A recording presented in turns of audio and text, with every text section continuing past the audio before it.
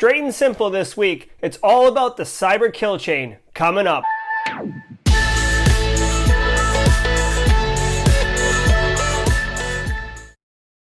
Hey everybody, welcome to Simply Cyber. I'm your host Gerald Dozier, and every week we produce video content to help you take your cyber career further, faster. If you're new here, welcome aboard, and if you're a regular, thanks for coming back.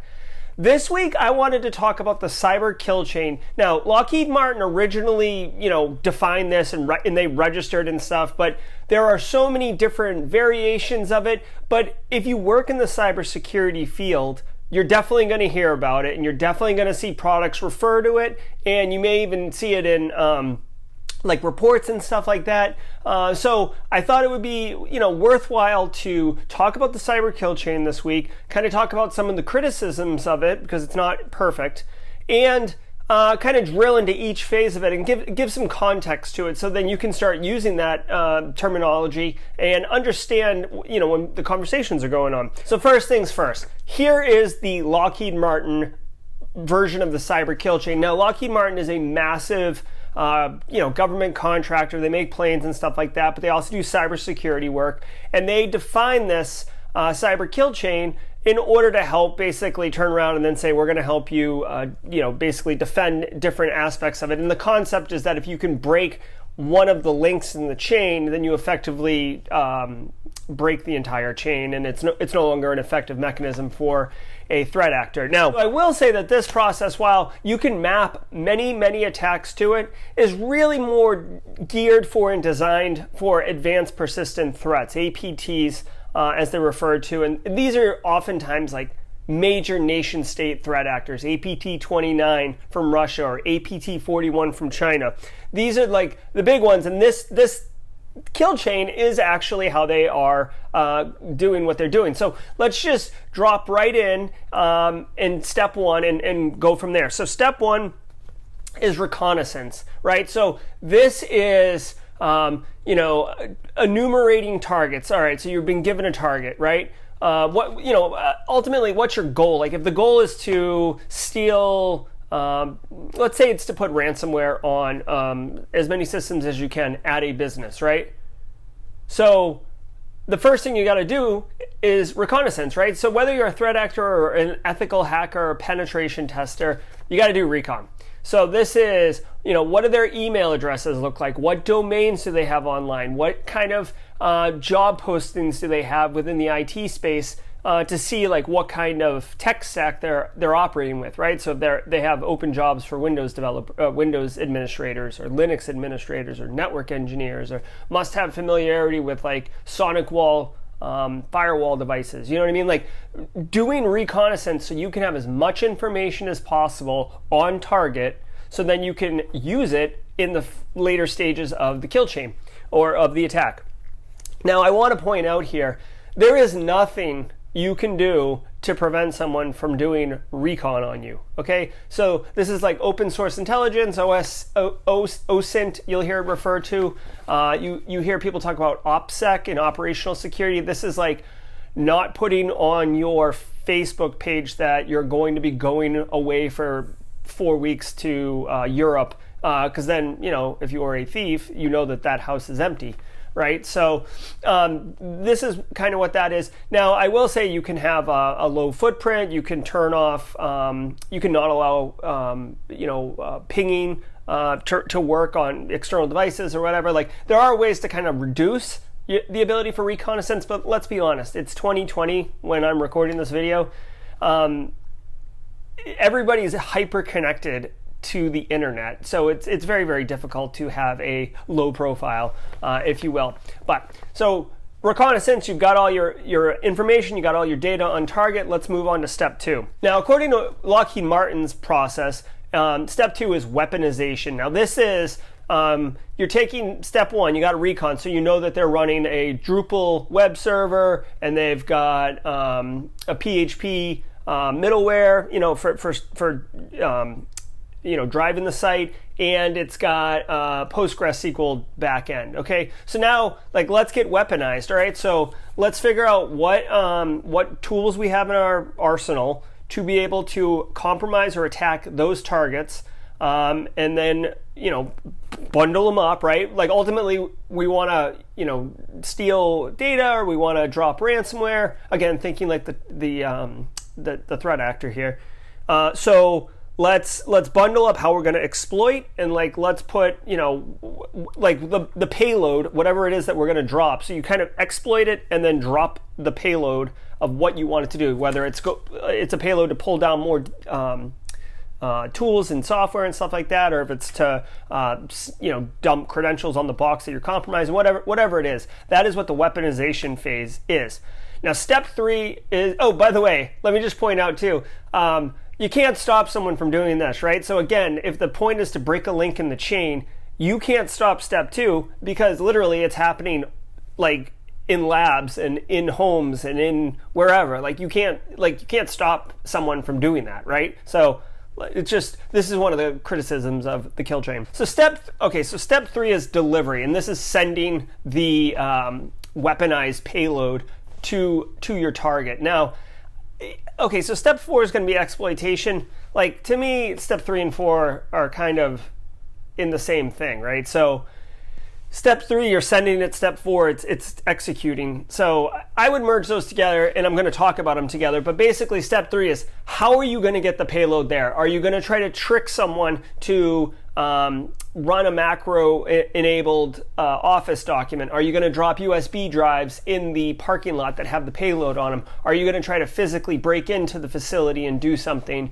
Are you going to find a vulnerable, internet accessible, like a Windows Server 2003 with RDP enabled, point into the internet, and you just take a quick little tool, Metasploit has built-in functionality to do this, and just take over that box, and now you got a foothold in there, and just go ahead and put your payload on it. You don't even have to trick anyone. So this is step 3, delivery. Again, now we're starting to enter into the realm of like, you can do something about it. You can do awareness training for end users. You can have a patch management program for your endpoints.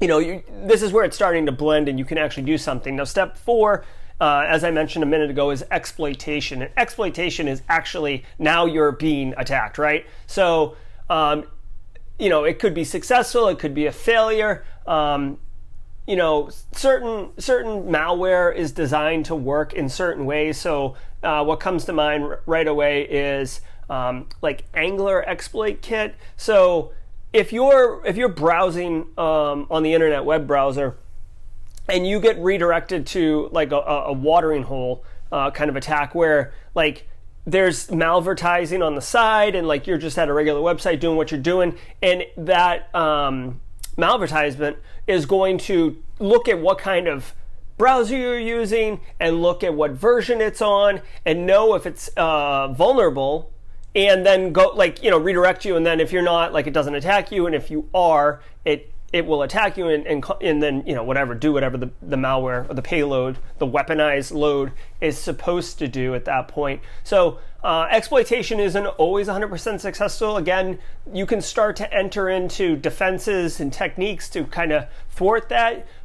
There is AV, which we're all familiar with, antivirus software. There is what else we got? Endpoint detection and response tools, EDR tools like FireEye HX and Carbon Black, and those type of tools that'll quarantine and hold that, and then start capturing some telemetry. But let's just assume that exploitation succeeds. So the threat actor is able to compromise a box, drop their payload, which is going to do something, right? So let's move on to step 5, installation.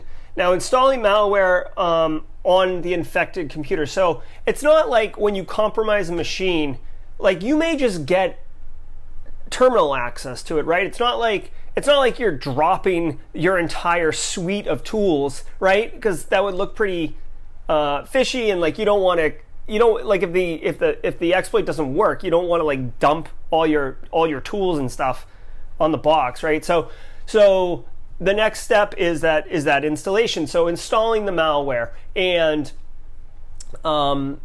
this oftentimes, like, you see this, if you want a good example, look up Emotet, TrickBot, and Ryuk, which is like it's like a common thing right now around, like on how emotet ransomware type stuff happens. But the idea is that like a little payload gets dropped and then it immediately reaches out to a C2 infrastructure and starts pulling down. It'll do like a dump of like what kind of box it just took over. It's a Windows 7 box and it's running this patch level and it's got these things installed. So it reaches out, reports, then pulls down the appropriate malware, right? So like this is a version of TrickBot that's going to work on this type of system. Start loading that up. It's going to report in to the threat actors, panel, for lack of a better term, to report that it's compromised a host. This is the host name. This is the IP. This is the network it's on. Because the threat actors, unless they're doing a hyper-targeted mission, they've got several things going on. So, it's starting to report up into their telemetry and logistics, basically, of what they've got going on.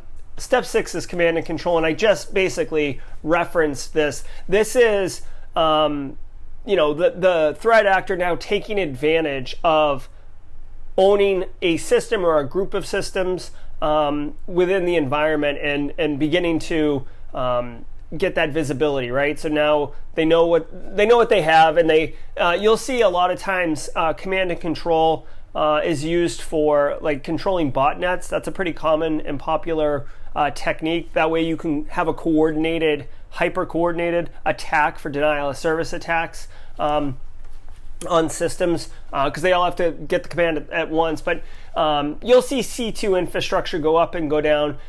George Orchiles, who I interviewed on the show a couple months back, he does a whole bunch, I'll link to it in the show notes, around C2, and he has the C2 matrix, I believe it's called, which is really, really interesting, and kind of reveals like more about that whole infrastructure and drills into what this step actually is. So check that out if you want more information. Finally, step 7 is action on objective, and this is threat actors in the environment. They've got the access that they need. They may have escalated their privileges, right? So they got in as just a regular user, and now they have an admin user account, or they have domain admin, which is kind of always the goal, because once you're a domain admin in a Windows environment, you can pretty much go wherever you want and do whatever you want. But if the goal was originally to steal those medical records, or really to drop crippling ransomware like on the file server, or have it coordinated in such a way that it's going to take out all systems at once, you could see like if you Google SamSam ransomware, that's how SamSam works. Is like it gets in, deploys everywhere, waits, and then a logic bomb triggers, and then they all go off, or they get some C2 command and they all go off. Whatever it is, this is the actual point. Whatever the mission was at the beginning, where they're like, we need to take out this target, or we need to compromise this target, or we need to get this data. You're seeing this actually a lot right now with COVID research. The FBI released in March, I think, that China, possibly APT-41, was attempting and successful taking COVID research from researchers globally. And now, just a couple days ago, the UK officially did it, but they did it in tandem with the NSA, released an advisory that Russia is doing the same thing now, although Russia just yesterday, this is July 16th or 18th, Russia just yesterday said that they deny that, but whatever. So anyways, this is what I'm talking about. Whatever the goal is, that's what you're doing in this step, because you basically got the access and you just walk through. Now, there are many versions of the cyber kill chain, even though Lockheed Martin owns it, like I mentioned, and registered it and trademarked it and stuff like that. Other businesses have used it and manipulated it and made it their own, and you'll see it in different ways. Like I personally, even like giving you guys the description here, like I blended things like delivery and exploitation. Like to me, that's kind of one step. So you'll see it in different ways, but the term cyber kill chain is used quite a bit in the industry, almost to the chagrin of engineers and operators who like roll their eyes at that. It's just like a marketing term or something like that, but it's real. Another one that I saw that I pulled while researching for the show that I actually liked better, I think this was Varonis's, but they have recon intrusion, exploitation, privilege escalation, lateral movement, obfuscation, anti-forensics, denial of service, which I disagree with, and exfiltration of data. So I like this one better, although I do have problems with it. So when I like Varonis's model better because they package those things that seem obvious, like delivery and exploitation, and they call out specifically lateral movement and privilege escalation, because that's true. If you think about it, like a real threat actor, when they get a box like a Windows server in the DMZ, that's not their goal. That's just a foothold into the organization. They're going to start moving laterally. They're going to try to dump the credentials from that box and see if they can use them. They're going to start probing from that box, right? So this is where controls like network segmentation, firewalls, VLANs even, like there are at the network layer, there's things going on. Obviously you could put endpoint endpoint security stuff on the box, but then it shouldn't have got popped. But at least if you got stuff there, maybe you can detect that it's there and kind of nip it in the bud before they're able to move laterally. So I like that. They also talk about privilege escalation specifically in their kill chain, which I agree with 100% too, because if you've got like a low privileged user, yeah, you can do some stuff, but like threat actors and professional pen testers and ethical hackers and stuff, they're always looking to escalate their privileges, because with the more power you have, the more you can do, the better the tools you are that you can run. And obviously, as I mentioned, once you get domain admin, you can just change the permissions on whatever resource you want to give yourself access to it. Also, they call out obfuscation and anti-forensics. I do agree with this somewhat. I mean, it's a technique. I don't know how often it's really being done, because like people like it, the dwell time, the amount of time between when an attack occurs and when it's detected is like, I mean, some larger organizations can do it in like less than a day, but most organizations, like if you look at it, if you Google it, you'll see it's like hundreds of days. So like you don't, like by that time you're already gone. I mean, Athena had a massive data breach, Athena Health, a couple years ago. And yeah, I mean, they were able to figure out who it was and whatnot, but like, just, you could do this, but I don't really see this one as a major thing, personally. They also have denial of service in their kill chain, which I disagree with. That is a technique. And if you ransomware someone's files, they have a denial of service, the capability to do their business, but like I don't see that as part of the kill chain. I do agree with exfiltration. They say on Lockheed Martin says action on objective, so maybe your objective isn't to pull data, it's actually to like manipulate data, change the integrity of data, whatever. But exfiltration, which would also, I mean, usually exfiltration is just massive data pull, right? So you're going to pull, you're going to dump all the credentials in the AD and you're going to exfil that, or you're going to steal the patient database, you're going to exfil that. I mean, I feel like exfiltration, no matter what, even if it's like C2 traffic, it's still exfiltrating data from the environment to your infrastructure. So I do like that they called that out. Now I did mention before that there are some criticisms of the attack kill chain, and I did a little bit of research here. I want to give credit to Giora Engel, who contributed to Dark Reading, which is a great resource, by the way. And Giora had actually pointed out that this cyber kill chain in any form or fashion of it doesn't account for insider threats and social engineering. So insider threats is a major thing. Just a couple days ago, Twitter, in a massively popular or massively, reported on attack, where like Joe Biden, Obama, Uber, Elon Musk, like all these Twitter accounts got hacked, and it's prevailing right now that it looks like a admin at Twitter was paid off by whoever the threat actors are to just give their credentials away. So like they effectively had an insider threat that was compromised. So the kill chain would never have caught that, right? Because it appeared the system was doing what it was supposed to do. Someone with access was doing something that they have the access to do. It was just being made perverted by the threat actors. So the kill chain doesn't account for that, and I agree with that 100%. Also, and this is a big criticism you'll see, is that the kill chain really reinforces and promotes perimeter-focused malware prevention thinking. And the old days of like having a big, strong castle wall and soft, squishy center, it doesn't really work like that anymore. There's like zero trust networking. There are there's a lot of cloud stuff. People are doing BYOD in their environment. So like there's a lot of crazy stuff, and you can't just say, oh, we're going to put antivirus on here and big thick firewall and we'll be good. So that's one of the criticisms. But again, what I really want you to take out of this is that this is what the kill chain is. And regardless of what form, fashion, or version of it that you look at, they're all pretty much very similar, right? So there's recon to get what you're doing.